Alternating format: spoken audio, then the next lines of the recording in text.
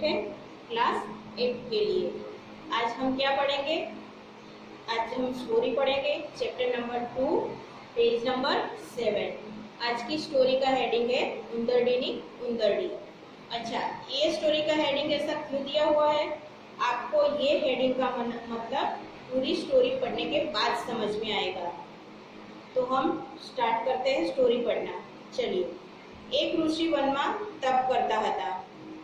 સવારે ઉઠી તેઓ નહાવા ગયા। एक ऋषि वन में तप कर रहे थे और सुबह जल्दी उठकर वो नदी पे नहाने गए। નાઈ રહ્યા પછી તેઓ સૂર્યનારાયણની પ્રાર્થના કરી જળની અંજલિ ચડાવવા જતા હતા। नहाने के बाद सूर्यनारायण को प्रार्थना करके वो जल की अंजलि देने जा रहे थे। ત્યાં अचानक તેમની दृष्टि बाज पक्षी पर पड़ी।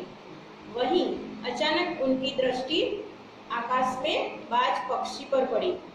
बाज पक्षीना तीक्ष्ण पंजाમાં પકડાયેલી એક નાનકડી ઉંદરડી તરફડતી હતી। बाज पक्षी के पंजे में पकड़ी हुई एक छोटी सी चुईया ऐसे दर्द से छटपटा रही थी। उंदरडीनी करुण दशा જોઈને ऋषि ने दया આવી। ऐसे चुईया को छटपटाते हुए देखकर ऋषि को दया आ गई। તેમણે નદીમાંથી પથ્થર ઉઠાવીને બાજને માર્યો। उन्होंने क्या किया? नदी में से एक पत्थर उठाया और बाज को मारा।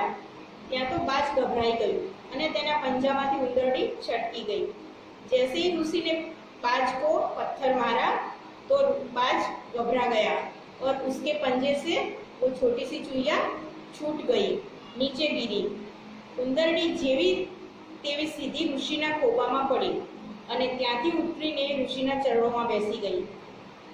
वो छोटी सी चुईया जैसे ही बाज पक्षी के पंजे से छूटकर गिरी तो वो ऋषि के हाथ में आके गिरी और डर के मारे वो ऋषि के पैरों में बैठ गई। ऋषिनो पत्थर वागवाથી बाज बोल्યું, ऋषि તમે ઉંદરડી છોડાવવા માટે મને પથ્થર મારી અધર્મનું કર્મ કર્યું છે। ऋषि का पत्थर लगने से बाज पक्षी बोला कि ऋषि, आपने चुईया को छुड़ाने के लिए मुझ पर पत्थर मार के आपने अधर्म का काम किया है। ऋषिए કહ્યું, अरे निर्दय पक्षी, प्राणियों जीवन की रक्षा करवी ए सत्पुरुषों धर्म है। ऋषि ने बाज पक्षी से कहा कि किसी भी प्राणी की रक्षा करना ये सत्पुरुष का धर्म है। तू व्यर्थ बातों न कर, तू ऐसे ही बातें ना किया कर। बाजे કહ્યું, ऋषिजन, તમે ધર્મના सूक्ष्म तत्व ने हजू समझ्या ज नहीं। बाज ने क्या कहा ऋषि से कि आप अभी धर्म के सूक्ष्म तत्व को जान ही नहीं पाए हैं।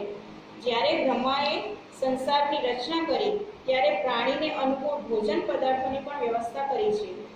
जब ब्रह्मा ने संसार की रचना की थी तब हर प्राणी को अपने अनुसार अपने अनुकूल भोजन देने की व्यवस्था की है।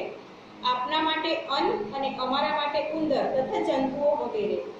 आपके लिए अन्न और हमारे लिए उंदर और छोटे छोटे जीव जंतु, ऐसी व्यवस्था की गई है।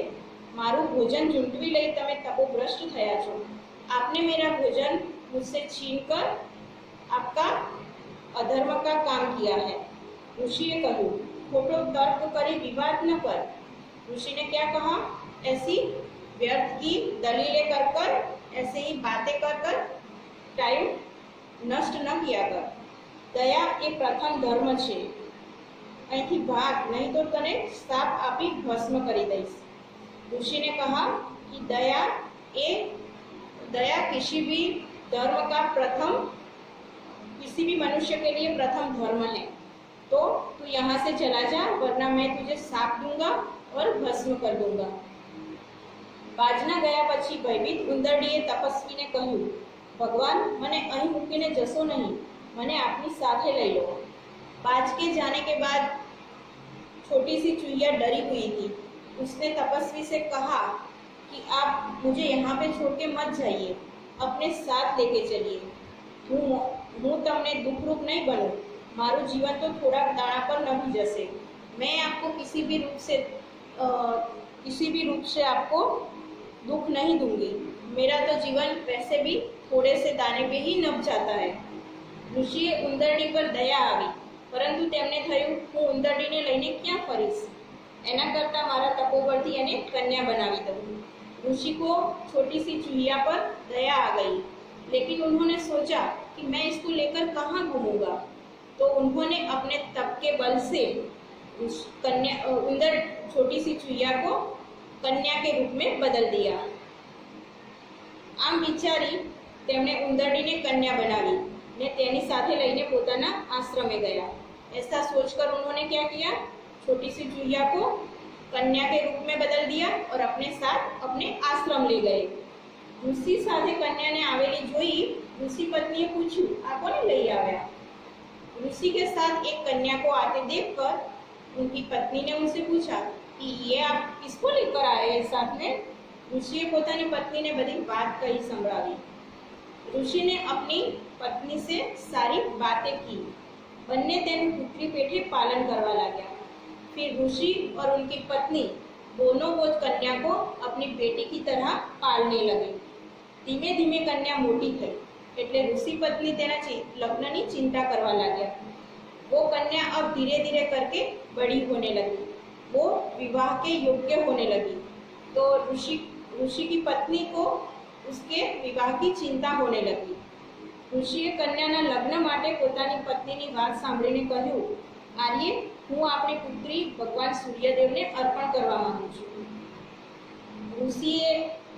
ऋषि ने वो कन्या के विवाह की बात सुनकर अपनी पत्नी से कहा कि मैं अपनी पुत्री को भगवान सूर्य नारायण को अर्पण करना चाहता हूँ। पत्नीए सम्मति आपता कह્યું ये तो घणું જ उत्तम છે। ऋषि पत्नी ने उनके जवाब देते हुए कहा कि हाँ ये तो बहुत ही अच्छा कार्य है। પછી ઋષિએ કન્યાની સંમતિ લેવાનો નિર્ણય કર્યો અને મંત્ર દ્વારા સૂર્યનું આહ્વાન કર્યું। उसके बाद ऋषि ने वो कन्या की भी सम्मति ली, कन्या से भी पूछा और फिर अपने तप की शक्ति से मंत्र से सूर्यदेव का आह्वान किया। सूर्यदेव आव्या એટલે તેમણે પોતાની કન્યાને બોલાવીને પૂછ્યું, પુત્રી આ સૂર્યનારાયણ આખા જગતને પ્રકાશ આપે છે, તને એમની સાથે લગ્ન કરવાનું ગમશે? सूर्यदेव का आह्वान करते ही सूर्यदेव आए और ऋषि ने अपनी कन्या को बुलाकर पूछा कि ये पुत्री सूर्य नारायण सारे जगत को प्रकाशित करते हैं और वो आपको इनके साथ विवाह करना मंजूर है। वो कन्या बोली, पिताजी ये तो बहुत गरम है, एना करता जे श्रेष्ठ होय एने बोलावो ने। कन्या ने क्या जवाब दिया कि पिताजी ये सूर्यदेव तो बहुत ही गर्म है, तो आप इनसे भी जो अच्छे हैं, इनसे भी जो महान है उनको बुलाइए। सूर्यदेवे કહ્યું મારા કરતા મેઘ મહાન છે કારણ કે તે મને ઢાંકી દે છે। सूर्यदेव ने क्या कहा कि मुझसे महान तो मेघ राजा है, वो क्योंकि वो मुझे भी ढक सकते हैं। ऋषिए मेघનું આહ્વાન કર્યું। મેઘ રાજા આવ્યા એટલે કન્યાને પૂછ્યું, जो मेघराजा શું તને આ વર ગમશે? ऋषि ने मेघराजा का आह्वान किया तो मेघराजा आए। ऋषि ने कन्या से पूछा, देखो ये मेघराजा है, क्या तुमको ये वर पसंद है विवाह के लिए? कन्या बोली, आम तो रंग काळो छे अने એટલા મૂર્ખ છે કે કોઈ વાર સાગરમાં વરસે અને ખેતરો કોરા રાખે, એમનાથી કોઈ શ્રેષ્ઠ હોય તો શોધો। तो कन्या ने क्या जवाब दिया? कन्या ने बोला कि इनका रंग तो काला है और ये मूर्ख भी है, कभी कभी ये सागर में बरस पड़ते हैं और खेतर को ऐसे ही सूखा छोड़ देते हैं, तो इनसे भी अधिक कोई महान हो, कोई श्रेष्ठ हो तो उनको बुलाइए। मेघराजाए કહ્યું, મારા કરતા વાયુ શ્રેષ્ઠ છે, તે ધારે તો મારા ટુકડે ટુકડા કરી ઉડાડી દે।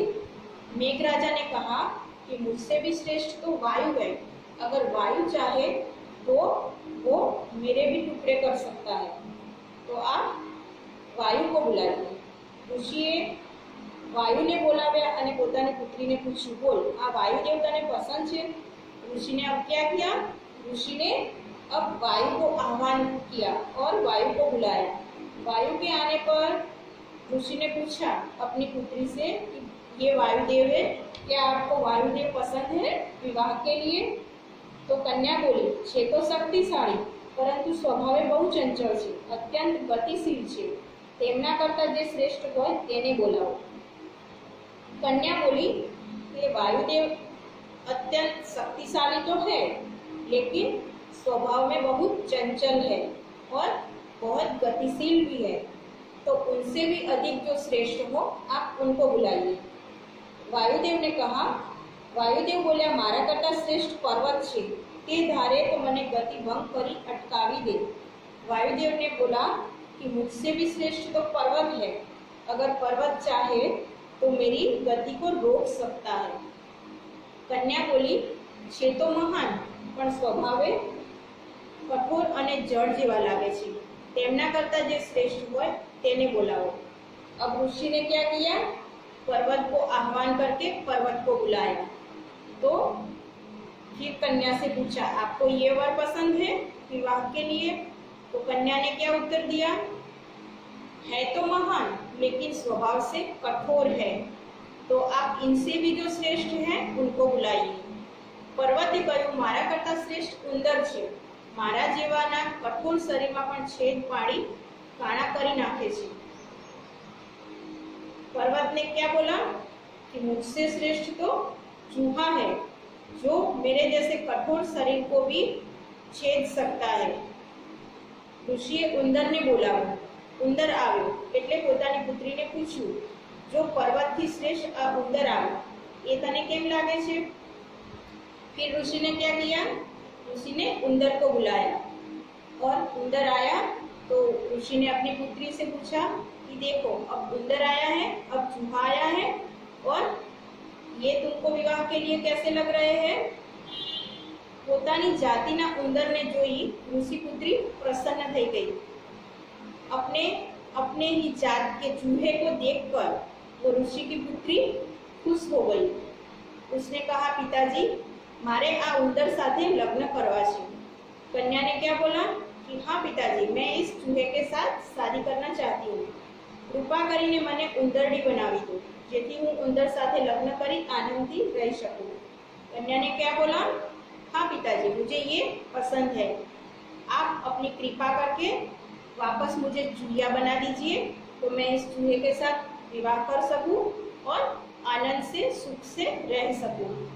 ऋषिए मंत्र भणी पानी की अंजलि छाटी એટલે कन्या घड़ीक में उंदरडी बनी गई। ऋषि ने अपने मंत्र के प्रभाव से क्या किया? हाथ में पानी लिया और अंजलि कन्या पे छिड़की, तो वो कन्या चूहिया बन गई। उंदरडी साथे लग्न कर्या ने बधानी विदाय लई उंदरडी उत्साहपूर्वक सासरे गई। उंदरडी हती ते उंदरडी ज रही। वो छोटी सी चूहिया ने चूहे के साथ शादी की और सबकी विदा लेके उत्साहपूर्वक सुख से अपने ससुराल गई। उंदरडी हती ते उंदरडी ज रही। जो छोटी सी चूहिया थी वो चूहिया ही रही। ये पूरी स्टोरी पढ़ने के बाद आपको समझ में आया इसका मीनिंग ऐसा क्यों रखा है, इसका हेडिंग? इससे इस स्टोरी से क्या हमको सीखने को मिलता है कि हम चाहे किसी भी व्यक्ति को कुछ भी दे, कुछ भी सिखाए, लेकिन वो अपने जन्मजात गुणों को कभी नहीं छोड़ता है। वो अपने जन्मजात गुणों के अधीन ही काम करता है। मनुष्य को कितना भी अच्छा मिले लेकिन वो अपने स्वभाव को छोड़ता नहीं है। जैसे कि छोटी सी चूहिया को ऋषि ने अपने तपोबल से कन्या बनाया, लेकिन फिर भी जब शादी की बात आई तो उस कन्या ने किसको पसंद किया? चूहे को ही पसंद किया आखिरकार। इसका मतलब है वो छोटी सी चूहिया चूहिया ही रही। वो मनुष्य, इसका मतलब मनुष्य अपने जन्मजात गुणों को कभी छोड़ता नहीं है।